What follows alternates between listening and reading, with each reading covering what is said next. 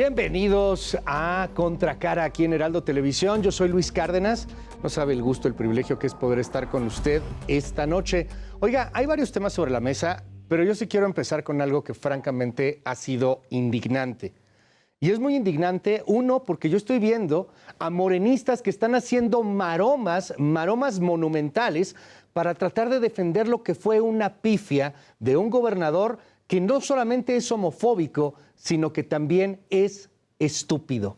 Y estoy hablando de Rubén Rocha Moya, del gobernador de Sinaloa, que en el marco de su segundo informe de gobierno, algo que fue hace un par de días, pues tuvo un desliz, le ganó el inconsciente y dijo que era para muchos peor tener un hijo adicto que un hijo homosexual o un hijo con discapacidad, justamente en el Día de Personas con Discapacidad. Es una persona indolente, es una persona que no merecería estar al frente de un estado tan importante, tan rico, tan bello, con gente tan abierta y tan trabajadora como lo es Sinaloa. Ahí está, cometió un error, cometió una pifia y a este momento no se ha disculpado. Al contrario, han lanzado una cantidad enorme de bots en redes sociales atacando a todos los que hemos evidenciado esta pifia, este error. Por fortuna tenemos controlado el tema de las adicciones, que eso está más feo, mucho más, que tener a un hijo con discapacidad o tener a un hijo homosexual. Muchas familias sienten que los castigó Dios porque le nació una hija o un hijo homosexual. No, es su naturaleza. A esos quiéranlos y compréndanlos. Es más feo la adicción que tener a un hijo con una discapacidad que no la podamos atender o que tengan alguna otra, como lo he comentado. ¿Por qué? Porque no soy homofóbico. Les pido que no lo sean. No aborrezcan a las personas homosexuales. La diversidad es parte de nuestra humanidad. Les pido que haya la comprensión debida. ¡Qué fin de semana! ¡Qué dramón el de Nuevo León! Estábamos el viernes pasado prácticamente a punto de irnos a dormir cuando nos dábamos cuenta de que Samuel García quería regresar a su cargo, renunciaba a cualquier aspiración para ser presidente de la República porque no estaba dispuesto a dejar a alguien de la oposición en su puesto. O temía algo, o decía que le iban a destrozar su avance, o algo fue lo que a final de cuentas le hace decidir tirar por la borda su aspiración presidencial. Así lo hizo. Y tras una pelea legal larga, a último minuto, la máxima instancia no cerró la puerta. En ese momento decidí regresar a Nuevo León para que siga siendo imparable, porque le demostramos a todo México que en 2 años lo que logramos en Nuevo León no lo pudieron hacer en 40 y no iba a poner en riesgo ese legado. Hoy estamos aquí convencidos de que mi equipo, mi gabinete, porque hoy los vi, vamos a hacer el mejor gobierno en la historia de Nuevo León. Así que tranquilos. Y casi información de último momento, hace algunas horas, pues finalmente se retira Luis Orozco, el gobernador interino que había dejado el Congreso de Nuevo León, porque pues durante 2 días hubo un impas jurídico en torno a si había 1 o 2 gobernadores en Nuevo León y quién era legítimo. Hoy lo sabemos claramente, es Samuel García, después de que el mismo Luis Orozco se baja como gobernador interino. Se ha decidido el gobernador interino Luis Orozco hacerse a un lado con el fin de que se pueda procesar el regreso de Samuel García. En un momento más platicaremos sobre este tema con el abogado constitucionalista Burgoa y también con Ramón Alberto Garza, periodista especializado allá en Nuevo León.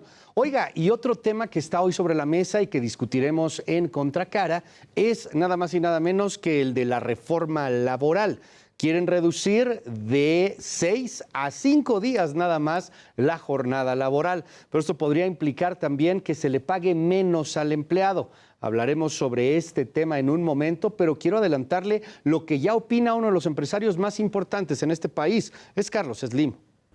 Yo creo que es mejor que las personas trabajen 48 y ganen más a que trabajen 40 y ganen menos. Eso es muy importante para la población, tener mejor ingreso, mayor poder adquisitivo, y es lo que se ha logrado. Daban las cifras del presidente. ¿Qué es mejor? ¿Ganar mucho más, vivir mejor o trabajar menos y ganar menos? Esto es Contracara. Estamos en Heraldo Televisión. Comenzamos.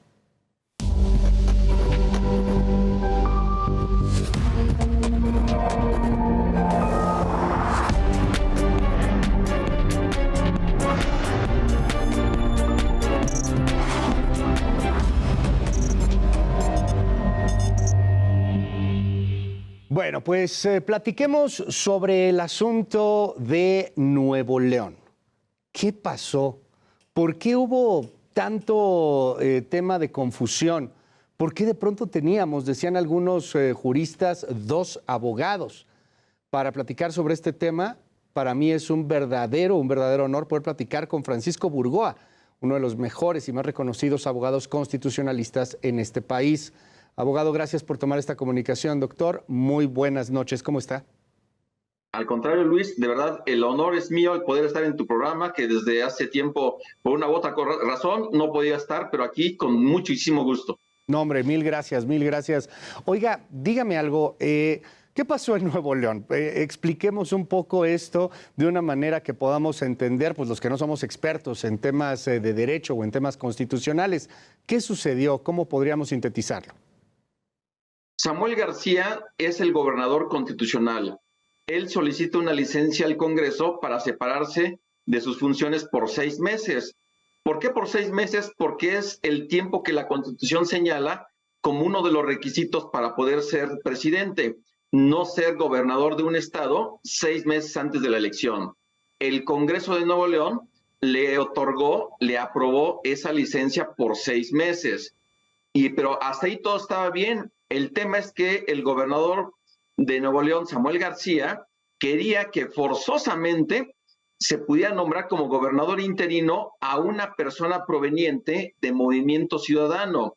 Y esta es una decisión que la tiene que tomar el Congreso de Nuevo León, porque el Congreso de Nuevo León tiene la facultad constitucional de poder decidir quién va a ser la persona que se quede como gobernador interino por el tiempo de los 6 meses. Claro. La persona recayó ese nombramiento en Luis Enrique Orozco, quien fue nombrado como gobernador interino por 6 meses contados a partir del primer minuto del sábado 2 de diciembre de 2023. Déjeme preguntarle. Y aquí dentro de todos... ¿Perdón? Perdón que lo interrumpa. Déjeme preguntarle algo porque me llamó mucho la atención un debate que se armó en su momento antes de que nombraran a Luis Orozco. Y es que antes, había nombrado a otro que al final terminaron desechando en un tema legal, en un tema jurídico, y me llamaba la atención porque en el fallo se hablaba de la palabra consenso. Y yo le quiero preguntar, doctor, porque me llama mucho la atención lo que decía, por ejemplo, Samuel García, lo que decía el gobierno de Nuevo León. Consenso es una cosa así como unanimidad y tiene que ser alguien de Movimiento Ciudadano sí o sí. Yo me he puesto a buscar la palabra consenso por todos lados y no encuentro que pueda ser un símbolo o una especie de sinónimo de unanimidad. Ese era el argumento de García, ese era el argumento del gobierno de por qué no podía estar Luis Orozco. 1, porque no era de Movimiento Ciudadano y 2, porque no era nombrado por unanimidad. ¿Consenso se refería en la sentencia a eso? ¿Se refería a que tenía que ser todos, sin excepción, votar por el interino? Qué bueno que preguntas, Luis, porque efectivamente la palabra consenso no es sinónimo de unanimidad. El Tribunal Electoral, cuando resuelve, determina que se debe llevar a cabo el nombramiento a partir de un consenso. ¿Y qué es un consenso en términos parlamentarios? Lograr la votación constitucional que se requiere. Y para nombrar al gobernador interino, la votación es de una mayoría absoluta, es decir, del 50% más uno. No se requería tener la votación por unanimidad. O sea, ni siquiera la Suprema Corte se ha atrevido a tanto. No se puede exigir en un órgano colegiado, en una asamblea parlamentaria, unanimidad para ciertos temas, de ninguna manera. Siempre se busca el mayor consenso posible a partir de alcanzar una mayoría absoluta, 50% más uno, o una mayoría calificada, 2/3 partes de los integrantes presentes en una asamblea, en este caso en el Congreso. Ese argumento de Samuel García, que una y otra vez quería estar tergiversando las resoluciones que se habían emitido por el Tribunal Electoral, por la Corte, por jueces federales. Así que, de ninguna manera, consenso es sinónimo de unanimidad. Claro. Dígame algo, doctor. Una vez que se nombra a Luis Orozco, que viene todo este asunto en donde, a través de un amparo, el señor Javier Navarro, que era el que quería Samuel García se quedara como encargado de despacho, su secretario de Gobernación, pues obtiene ahí una especie de suspensión de, cosa interesante, un juez federal, pero en materia laboral. Viene después esta aclaración de la Suprema Corte de Justicia y ahora el dilema de son dos gobernadores, está Orozco y está García. ¿Esto estaba sucediendo realmente? ¿Había hasta hace unas horas dos gobernadores en Nuevo León? O sea, sí había dos gobernadores, pero solamente uno en funciones. Okay. Y quien está en funciones, o estaba en funciones, era Luis Enrique Orozco, quien fue nombrado por el Congreso para que él ocupara la gubernatura de forma interina. En el caso de Samuel García, él no era, él sí era el gobernador constitucional, pero no en funciones, dado que gozaba de una licencia. Entonces, la respuesta está muy clara desde la Constitución de Nuevo León, pero quien ha abonado toda la confusión fue el mismo Samuel García, porque no era posible que él, a través de un acuerdo publicado el 2 de diciembre, en los primeros minutos o en las primeras 2 horas ya del 2 de diciembre, hiciera uso de recursos públicos a partir de hacer uso del periódico oficial del Estado y publicar un acuerdo primero como a la 1:30 de la mañana, 1 de la mañana, y posteriormente como a las 2 de la tarde, en donde informaba que él reasumía sus funciones. Pero Luis, ¿quién reasume algo que aparentemente sigue en sus funciones? Es decir, no es lo mismo que Samuel García hubiera dicho, yo voy a continuar en mis funciones, que decir, voy a reasumir las funciones. Es decir, al hablar de reasumir, él estaba dejando de manifiesto que sí o sí, él ya no era el gobernador en funciones, dado que se hizo efectiva su licencia. Y ese fue el tema de discusión en este fin de semana y que apenas ya el día de hoy ya se solucionó a partir de que el Congreso ya aceptó la renuncia de Luis Enrique Orozco y al mismo tiempo también ya autorizó o aceptó esta reanudación de las funciones de Samuel García, porque en los dos casos hubo una votación del Congreso, lo que implica que no bastaba solamente la manifestación ni verbal ni por escrito para que se tomara ya a partir de ese momento cuando Samuel García iba a ser ya nuevamente el gobernador en funciones, porque se requería seguridad jurídica, y la seguridad jurídica ya la dio el Congreso hoy, a partir de que ya aprueba un acuerdo de que a partir de las 2 de la tarde con 8 minutos de hoy, ya Samuel García es el gobernador nuevamente en funciones. Déjeme preguntarle algo, porque esto sí me ha brincado muchísimo. Al final vemos una especie de acuerdo de último momento. No sé si tratan de bajar un poquito la intensidad política, de bajar 2 rayitas todo lo que estaba sucediendo, de pensar en términos políticos. Pero en términos jurídicos particularmente, doctor, si el Congreso no hubiera llegado a este acuerdo, si Luis Enrique Orozco no se hubiera bajado de motu propio, de forma voluntaria, como él decide renunciar, hoy día Samuel García no podría ser gobernador. O sea, porque esto es un precedente interesante. O sea, alguien toma una licencia y no puede simplemente regresar y ya no utilizar la licencia. O sea, tienes que pedir permiso, por decirlo de alguna manera, para volver a ejercer. Tiene que haber un pronunciamiento del Congreso por un principio de seguridad jurídica. Okay. Imaginemos nada más que Luis Enrique Orozco o un gobernador interino en cualquiera de los 31 estados del país, o en el caso de la Ciudad de México, en la jefatura de gobierno, imaginemos nada más que él se encuentra en una reunión suscribiendo convenios, emitiendo decretos, acuerdos, y por otra parte, el gobernador constitucional decide en ese momento reasumir sus funciones. ¿En qué momento termina y empiezan las funciones de uno y otro? Porque por la lógica se nos dice que no puede haber dos gobernadores en funciones.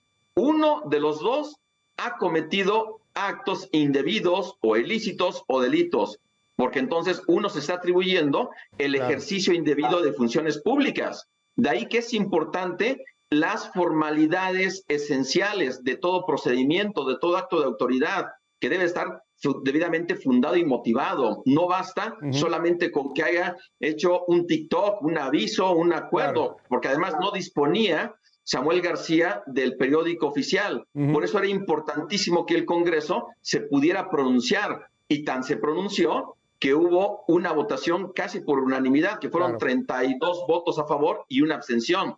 Entonces, sí o sí, tenía que llevarse a cabo este pronunciamiento del Congreso por un tema, insisto, de seguridad jurídica, Luis. El tema de seguridad jurídica me parece muy importante. El ejemplo que da es clarísimo. O sea, esto pasó en el mismo momento en que Samuel García iba a empezar a gozar de su licencia. Entonces, como que nos perdemos un poco en el tiempo, pero cuando pone usted, doctor, este ejemplo, creo que queda bastante claro. O sea, ¿qué pasa si esto sucedía a los 15 días, a los 20 días, que de pronto Samuel García dijera, oye, ya quiero regresar, y mientras el interino, en este caso Luis Orozco, pues estaba haciendo funciones? No es simplemente de levantar un ex Twitter o de subir un TikTok y decir ya regreso, sino que había que haber una formalidad. Pero yo abundo un poco en esta pregunta, y si el Congreso no hubiera querido, aunque Samuel García, gobernador constitucional, ya se quería reintegrar, quería repudiar o dejar de gozar de esta licencia, ¿esto hubiera sido posible? ¿El Congreso puede impedir que el gobernador constitucional regrese hasta que la licencia venza, es decir, hasta los 6 meses que se le había otorgado? ¿Es legalmente posible eso o no queda muy claro todavía en la Constitución de Nuevo León? Luis, la pregunta que haces es importantísima, porque la Constitución de Nuevo León no prevé un procedimiento explícito respecto de qué va a pasar cuando un gobernador decide dar por cancelada o por terminada de forma anticipada una licencia.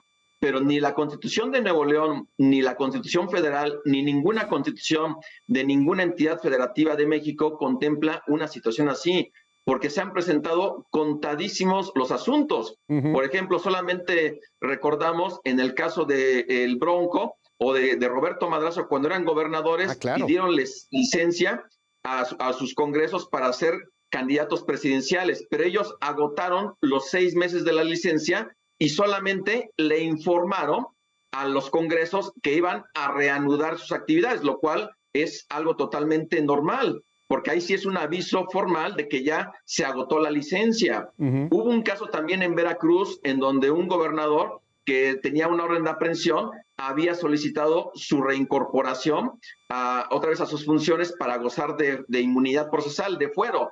Y el Congreso de Veracruz, ahí sí, este asunto se judicializó de tal forma que un tribunal colegiado determinó que el Congreso de Veracruz es quien debe de determinar si acepta o no acepta esa reincorporación de ese gobernador. Es decir, hay un precedente que solamente es un criterio orientador, no es jurisprudencia, no es ley. Pero, es decir, sí se tiene que regular para evitar este tipo de situaciones, porque si el Congreso de Nuevo León hubiera dicho, ¿sabes qué? Te dimos una licencia por 6 meses, aquí no estamos jugando, regresa a partir del 3 de junio de 2024, el asunto indudablemente se hubiera judicializado, hubiera intervenido o la Suprema Corte o el Tribunal Electoral con el propósito de tener la última palabra respecto de quién debe de tener ya las funciones como gobernador, si Samuel García en ese momento o a partir de cuándo o no. Doctor Francisco Burgoa, un honor poder platicar con usted. Gracias por estos minutos aquí en Contracara, en Heraldo Televisión. Y si nos permite, estamos en comunicación. Buena noche. Luis Cárdenas, el honor, créeme que es mío. Fuerte abrazo. Va, un abrazo de vuelta. Bueno, el tema jurídico. ¡Ah, qué galimatías! Espéreme, el tema político. Ese está muy bueno. Ganó Samuel García, perdió Samuel García. ¿Cómo lo ven en Nuevo León? ¿Cuál es el pulso que hay en la calle? ¿Qué dicen en Monterrey? ¿Pero qué dicen en Apodaca? ¿Pero qué dicen en San Pedro Garza García? Y para platicar sobre este tema, sobre la política en torno a lo que sucedió con Fosfo con Samuel García, le aprecio mucho a Ramón Alberto Garza que me tome esta comunicación aquí en Contracara, en Heraldo Televisión. Admirado Ramón Alberto, te mando un abrazo. ¿Cómo estás? Estimado Luis, buenas noches. Encantado de estar contigo y tu auditorio.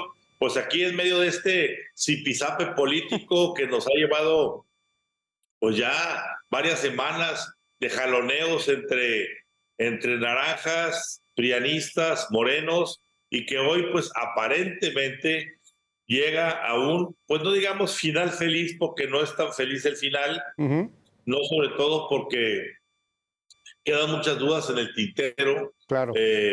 Se esperaban otro tipo de litigios que quizá queden pendientes o quizá se vayan a ejercer finalmente en los próximos días. Pero yo creo que en aras de la gobernabilidad, el famoso PRIAN tomó la decisión de retirar a Luis Enrique Orozco de este interinato, claro, para que regresara Samuel García. Yo creo que ahorita la discusión que tenías, Luis, con alguien que estaba escuchando por ahí con Francisco Burgoa del pasado, tenemos dos antecedentes, Luis. Tenemos el antecedente primero, ese que se comentaba en 2017, en febrero, donde ese gobernador, que fue Javier Duarte, pues tomó licencia, quiso regresar para tomar el fuero de nuevo, y como ya tenía procesos abiertos, ya el Congreso no le permitió tomar el asiento de gobernador, claro, y fue el Congreso que tomó la decisión final. Pero mira, más cercanamente tenemos, y en el mismo Nuevo León, tenemos el caso de Jaime Bronco Rodríguez, que en el año 2018, pues también se tomó sus famosos 6 meses, y cuando no ganó, regresó a Nuevo León, pero pasó primero por la oficialía de partes del Congreso de Nuevo León para dar parte de su regreso. Es decir, se protocolizó. Okay. Aquí lo que quedó en el paz, Luis, este fin de semana, pues fue el hecho de que teníamos en apariencia, solo en apariencia, 2 gobernadores, uno que era el legítimo nombrado por el Congreso, claro, Luis Enrique Orozco, y un gobernador, pues no puedo decir espurio, pero sí no legítimo, que era Samuel García. Un gobernador con licencia. Exactamente. Era un gobernador con licencia. Exactamente. Era un gobernador que le llamamos vaivén, porque se fue con licencia, regresó por 3 días. En el momento en que le avisó la corte, ya se le estaba venciendo esa regresada. Al momento en que él dictaminó su regreso y su publicación en el periódico oficial, pues ya no era gobernador. Entonces quedó en el aire toda esta situación de si el gobernador no gobernador entró en desacato, entró en usurpación de funciones. Es decir, va a quedar para los siguientes días un debate jurídico, Luis. Bien interesante, pero más allá del debate jurídico, perdón que te interrumpa, sí, Ramón Alberto, más allá del debate jurídico, ¿cómo está? Y yo quisiera preguntarte mucho de eso, el debate político, porque, a ver, de entrada, a nivel nacional y a nivel Nuevo León, se está hablando mucho de, pues, ¿a qué le tiene miedo Samuel García? ¿Por qué no quería dejar a alguien de la oposición? O sea, sí iba a haber un problema ahí en torno a Luis Enrique Orozco. Entiendo que se supone que él era relativamente neutral, que había una buena relación entre él y el mismo gobernador, o una relativamente buena relación. Y bueno, pues hay quien le apuesta que algo quería ocultar Samuel García, o también quien dice, no, pues es que él quería cuidar los avances que ha tenido su gobierno. ¿Tú qué ves? ¿Qué se siente en el pulso de la política allá en Nuevo León? A ver, creo que la frase que mejor resume esto es el título que publicamos el sábado en Código Magenta, donde decíamos, pudo más el miedo que la ambición. A ver, Luis, sí, claro. ¿tú crees que en sensatez el hecho de buscar la presidencia y tener el camino allanado para ser un candidato en las condiciones actuales para la presidencia de la República por Movimiento Ciudadano iba a ser menos que el estar cuidando tu gobernatura? Bueno, el asunto es que, ¿cuál es ese miedo? Como tú bien lo dijiste. El miedo era muy simple. Quien llega a un elemento de lo que él llama el PRIAN, y más allá de un elemento del PRIAN, Luis Enrique Orozco es un vicefiscal, es decir, un policía. Un personaje con lupa en la mano. No olvidemos, él trajo el caso de Devani, muy controvertido, y que lo atrajo finalmente la Federación, y sigue ahí en la Federación durmiendo el sueño de los justos. Pero hay muchos temas que están bajo escrutinio.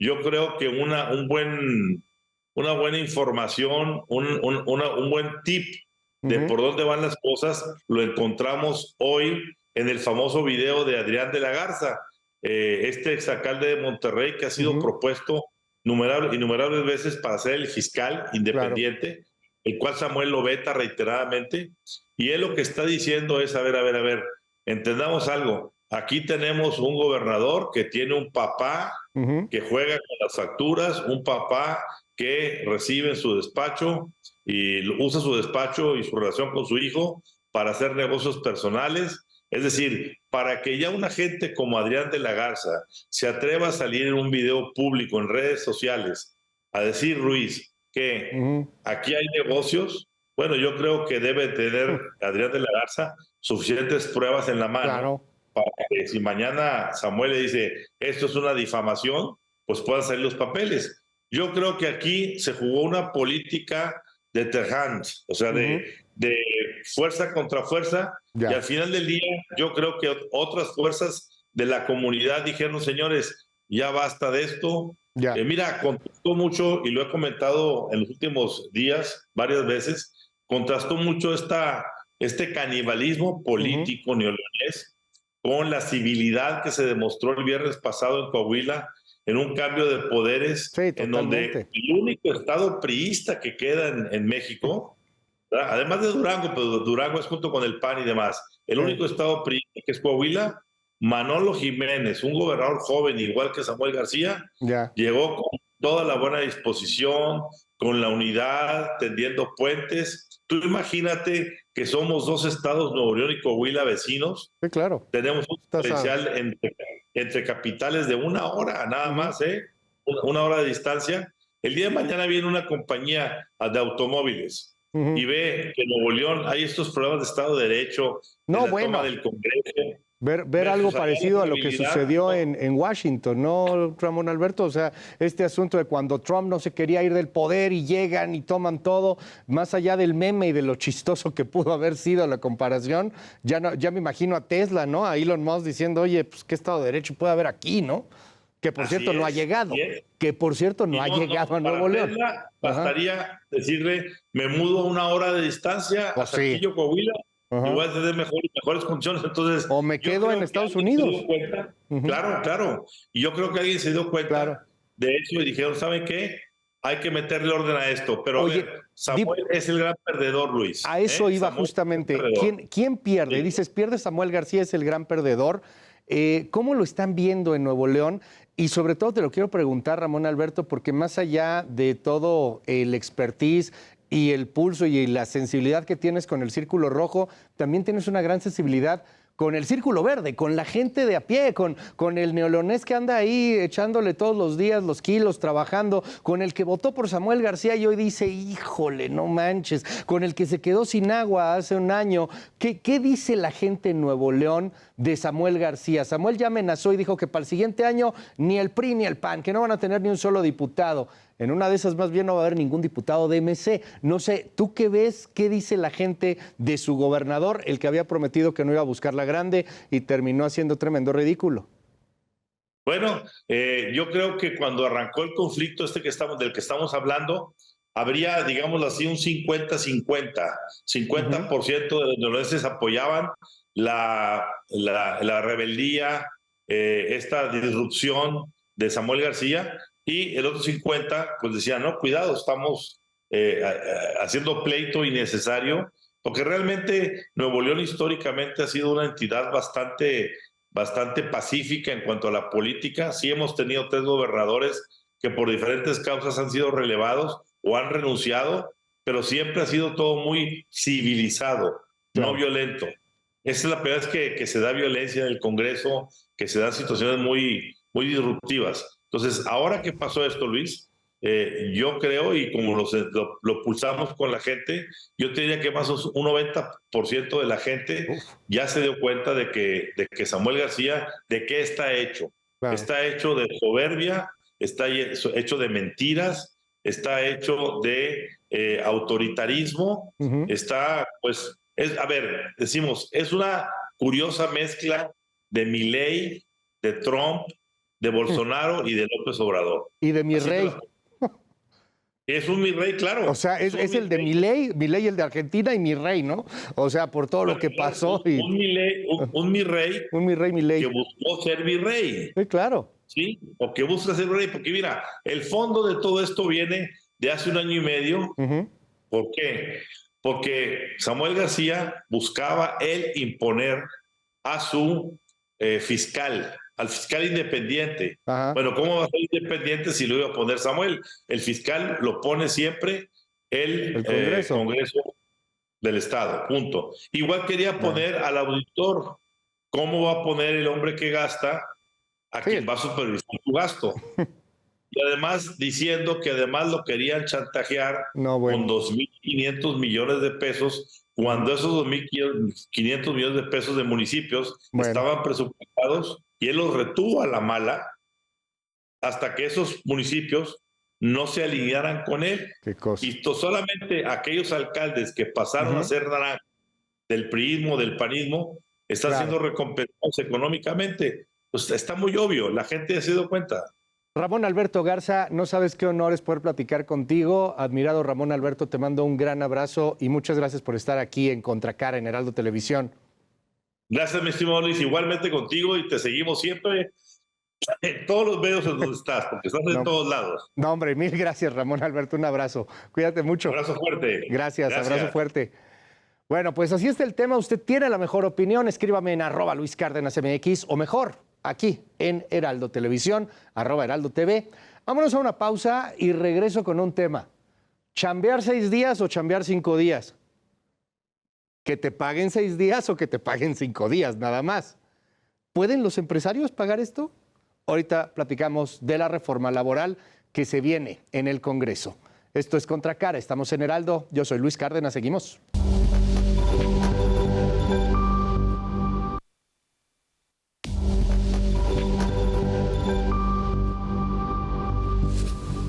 Pues ya estamos de nueva cuenta aquí en Contracara en Heraldo Televisión.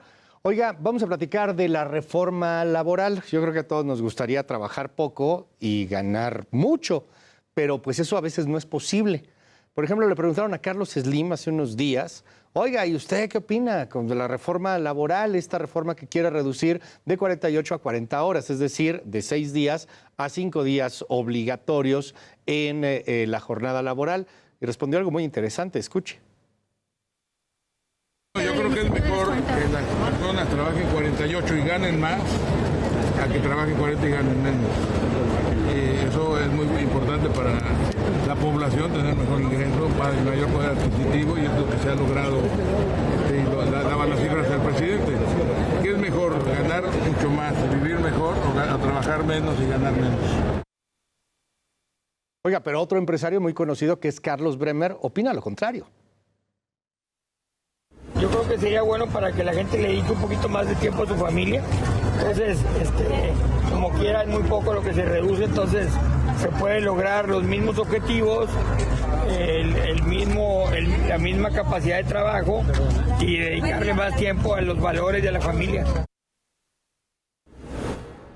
Hoy está con nosotros el abogado especialista en estos temas, Diego García. Muchísimas gracias por estar con nosotros, querido Diego. ¿Cómo estás?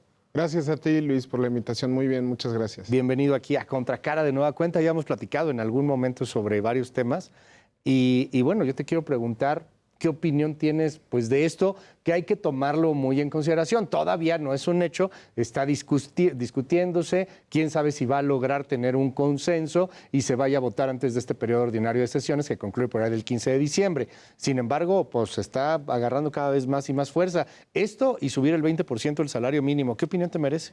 Claro, mira, primero yo diría que es, en mi opinión, imposible que salga este año por los trayectos legislativos. ¿Esto qué quiere decir? Recordemos que no es una reforma a la Ley Federal del Trabajo per se, es una reforma al artículo 123 constitucional, su apartado A, su fracción cuarta. Esto dice que por cada 6 días de trabajo corresponderá uno de descanso y que la jornada máxima será de 8 horas. Esto modificaría a su vez los artículos 61 y 69 de la Ley Federal del Trabajo, pero al ser una modificación constitucional, su trayecto legislativo, insisto, es un poco más complejo. Esto se refiere a que, número uno, ahorita la Cámara que lo propone es la Cámara de Diputados. Esto quiere decir, tiene que salir aprobado en la Cámara de Diputados, posteriormente a la Cámara de Senadores, asumiendo que al ser la Cámara Revisora no hace ninguna aportación, va a continuar su trayecto hacia 17 legislaturas estatales que deberán aprobar. No, y seguro lo bloquean en el Senado, porque es una reforma constitucional. En el momento político que estamos viviendo, no va a pasar. En diputados a lo mejor porque tienen la mayoría famosa calificada, las 2/3 partes, pero en el Senado el oficialismo no la tiene, o sea, punto, no se ve mucha manera, ¿o sí? Claro, no, definitivamente, y más allá de las facciones políticas, yo lo veo como por proceso legislativo. Es prácticamente imposible que salga este año. Tiempo. Hay muchas voces al respecto, obviamente yo creo que nadie, de manera oficial al menos, se refiere como resistente al tema, ¿no? La cuestión es que sería un cambio tan importante, ya lo veíamos por ejemplo con las vacaciones, fue un cambio también pues agresivo que hubo, y el asumirlo para los pequeños y medianos, los micros y pequeños empresarios, pues sí es un golpe un poco más fuerte. ¿En qué sentido? En el sentido de que ellos son los que dan el 80% del trabajo en este país, del trabajo formal. Hay que subrayar mucho la palabra formal, porque obviamente una reforma de este tipo simplemente incrementaría los costos patronales, ¿no? Y no aplica a la mayor cantidad de personas en este país que chambean la informalidad. Digo, somos francos, o sea, más del 55%, 53%, cosa por el estilo, está en la informalidad en este país. Te pago en efectivo, te pago por debajo del agua, te pago de otra manera, o sea, es nada más para los formales. Exactamente, y es realmente el mal que hay que atacar. Yo creo que nadie va a estar en contra de la reducción per se, pero muchas voces, pues incluso hemos dicho, vamos a hacerlo sí, porque además somos de los países miembros de la OCDE que más trabajamos en cuanto a horas laborables, pero vamos a hacerlo de manera paulatina.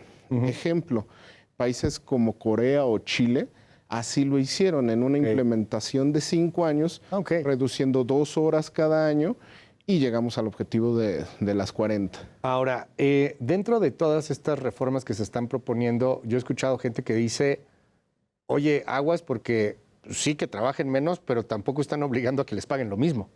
Claro.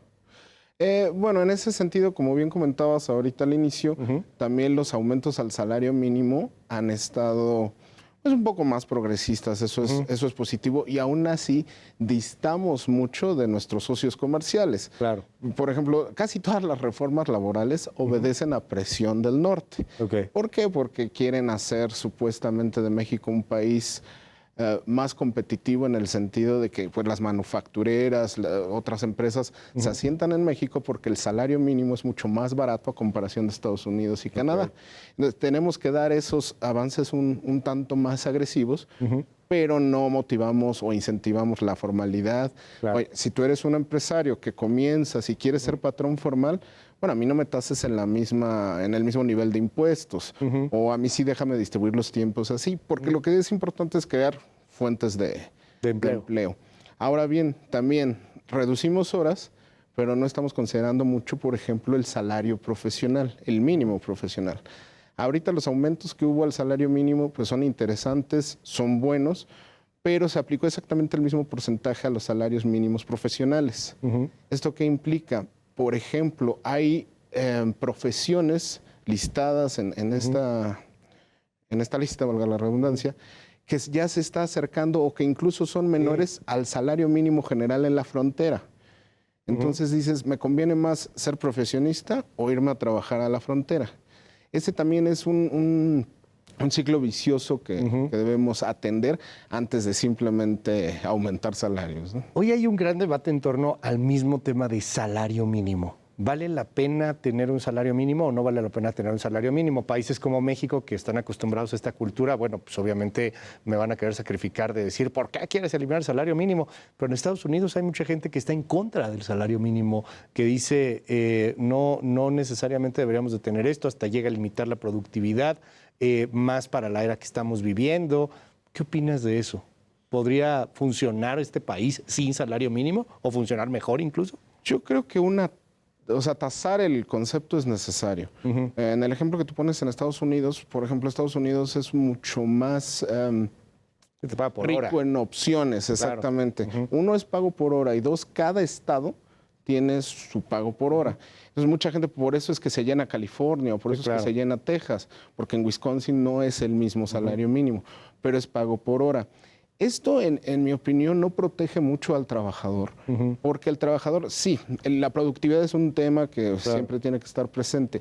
Sin embargo, suponiendo que aquí pagáramos por hora, es por eso que Estados Unidos dice que no pueden competir bien en temas del TEMEC, de estas situaciones, porque si lo dividimos en horas, pues jamás le vamos a alcanzar a Estados Unidos, ¿no? Claro. Suponiendo que en California está en $13, me parece, la hora, o sea, ni siquiera con todo un día de trabajo le llegamos a una hora. A un salario mínimo. Exactamente. Entonces, habría que hacer muchísimos cambios antes de hablar de la eliminación del salario mínimo, al menos en países como México, porque sí dejarían muy vulnerables al sector obrero.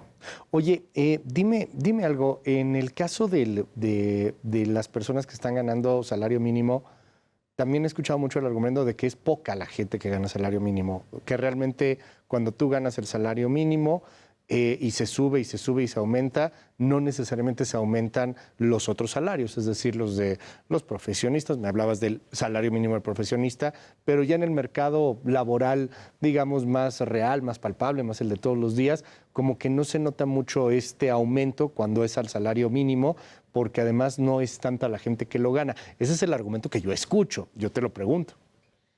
Sí, realmente mucha gente gana arriba del salario mínimo, pero estos porcentajes o estos aumentos agresivos están generando varios fenómenos. El primero, estamos empatando al salario mínimo real, vamos a decir, al que verdaderamente se paga en el mercado laboral, como tú bien lo dices. Después, se genera una confusión muy común en el sector obrero que es, oye, yo leí, vi, lo que sea, que el salario mínimo aumentó el 20%. ¿Por qué a mí no me aumentas el 20% a mi salario? Bueno, es que tú ganas 333 pesos diarios, el salario mínimo es 260. Sí, pero y esa confusión luego se traslada, por ejemplo, a revisiones contractuales en sindicatos que están esperando que casi nadie, porque tienen incluso una tabla en su contrato colectivo de trabajo que estipula los escalafones, los niveles, etcétera. Dicen, oye, a mí no me vas a aumentar el 20%, y cuando mandan su pliego petitorio solicitan el 20, el 30% para ser congruentes. ¿No? Y de repente, pues, obviamente los empresarios dicen, eso me va a elevar el costo de nómina a niveles... ¿Cuánto es el salario mínimo hoy, diario? 260. 260 pesos. Vamos a pensar a alguien que gane el doble, que hay mucha gente que lo gana, ¿no? O sea, 500 pesos diarios. Si de repente llega a un sindicato que tiene trabajadores que ganan 500 pesos diarios y le exigen al patrón o a las empresas, más si es una pyme, que ahora voy a querer 15, 20% más, sí es un golpazo, ¿no? Claro. O sea, y sí le das en la torre. Y realmente en la conciencia del trabajador queda como que no es justo el aumento que le dieron bajo una revisión contractual del 10%, porque están esperando algo que se acerque al 20%. Y el patrón no está incumpliendo porque está pagando arriba del salario mínimo, está concediendo el aumento sobre el emplazamiento a huelga, por ejemplo, pero no va a llegar al 20%, y eso genera muchísima confusión. Oye, ¿qué tan político se está usando esto? Porque pues, yo veo al presidente feliz hablando de salario mínimo, ya lo aumentamos. Esa es otra situación, ¿no? Que el tema del aumento del salario mínimo se ha usado mucho como moneda de cambio en la política. El gobierno obviamente siempre lo va a vender como un logro unilateral de parte del gobierno, pero bueno, la CONASAMI cuando sesiona, pues lo sesiona de manera tripartita, gobierno, patrones y trabajadores. Entonces fue un esfuerzo conjunto. La reunión se prolongó mucho el jueves pasado, pero esto fue precisamente porque se entraba en negociación y en compensación y demás. Entonces no es un logro únicamente del gobierno, es un logro de los tres sectores. Oye, dime algo, Diego, porque a mí me llama mucho la atención este tema. He escuchado y lo veo y salen publicaciones por todos lados que sí trabajamos un friego de horas, pero que trabajamos mal, que somos de los menos productivos de la OCDE. No sé en qué se basen para medir la productividad, si la cantidad de cosas fabricadas en dado caso o horas producidas en base a qué, ¿no? Es difícil medir una productividad quizá a nivel tan global, pero ¿qué tan cierto o no es este asunto? Trabajamos mucho, pero trabajamos a lo menso, no trabajamos con productividad. Como tú dices, es difícil medir la productividad, número uno, porque cada sector tendrá sus propios parámetros de medición, ¿no? Esto quiere decir, no lo podemos decir en si se producen tantas llantas en la planta de tal empresa, o, por ejemplo, pensando en las oficinas. Ahí tal cual, ¿cómo se mediría? ¿Cuántos correos contestas? ¿Cuántos convenios imprimiste? Es un poco más complejo. Sí se habla de una falta de productividad, precisamente porque yo creo que el problema en México es la conciencia laboral o cómo nos conducimos laboralmente, tradicionalmente hablando. Claro. Aquí parece que entre más horas estés sentado haciendo como que trabajas, también el patrón va a ser como que hace que te paga, ¿no? Entonces ya es cuestión de una cultura organizacional que yo no le apostaría tanto a que tenemos baja productividad, sino que tenemos mala cultura laboral. ¿Qué es necesario en el corto plazo? O sea, porque hoy vemos mucha politiquería, hay elecciones el siguiente año, o sea, este tema es candente para los políticos, pero en términos reales tú como defensor, que estás metido en los temas, que sabes cuál es la bronca entre las empresas y los trabajadores, que buscas conciliaciones, ¿qué es lo urgente en este momento, Diego? Yo creo que lo más urgente es incentivar a la formalidad. La formalidad nos afecta, o la informalidad nos afecta a todos.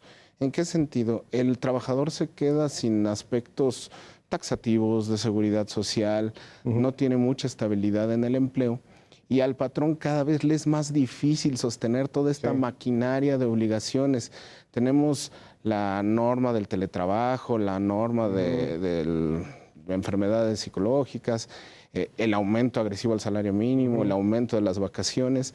Entonces yo creo que si queremos hacer un país productivo, al menos por el aspecto laboral, debemos incentivar la creación de empresas, incentivar a los nuevos patrones, a los patrones de nueva creación, para que encuentren un estímulo en dar empleos, en dar más y mejores empleos. Pero para esto se tendría que hacer un análisis y un estudio mucho más profundo que simplemente presumir el aumento del salario mínimo. Tendría que ver, bueno, bajo qué tesitura tales patrones van a pagar más o menos, cuáles son los requisitos. Claro. Pero ese sería el punto, desde mi óptica, más importante a atacar, la informalidad. Diego García, muchas gracias por estar con nosotros aquí en Contracara. Es un gusto. Oye, ¿cómo te contactamos? Porque tú defiendes patrones y trabajadores, ¿no?